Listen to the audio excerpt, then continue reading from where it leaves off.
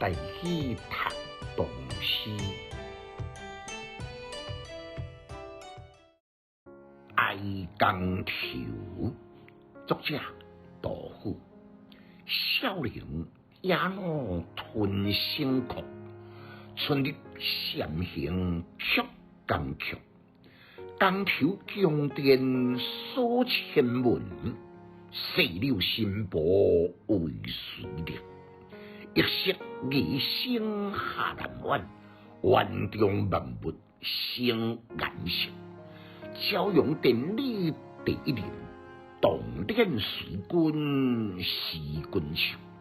殿前在人戴宫前，白马足高红金绿，翻身向天仰社魂，一朝正对相辉映。明苗浮起金何在？迄女游魂归不得。情为当日剑过心，气自彼此无消息。人生有情泪沾溢，江水江花起终结。黄昏乌起电晚星，欲望城南望城北。简介：哀江头是安史乱后的过当。长安京城也已经沦陷了。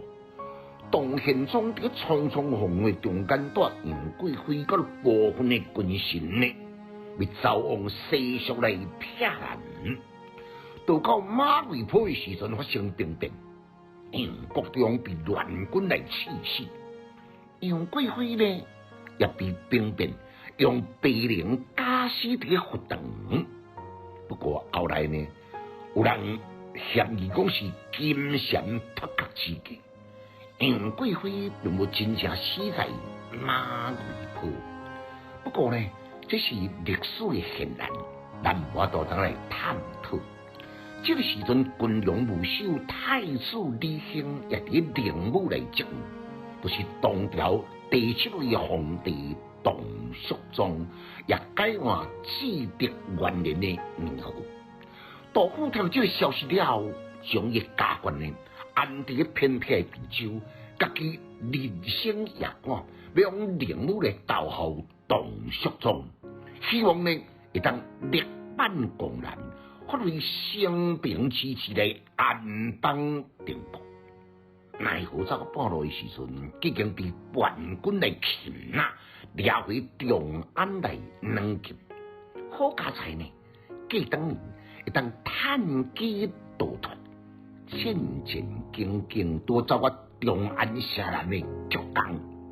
回想早当年的唐宪宗、杨贵妃，嗰个军大关系失亡呢，伫这竹江的景点悠然轿车一落，就像咱顶首所写的《离人行》。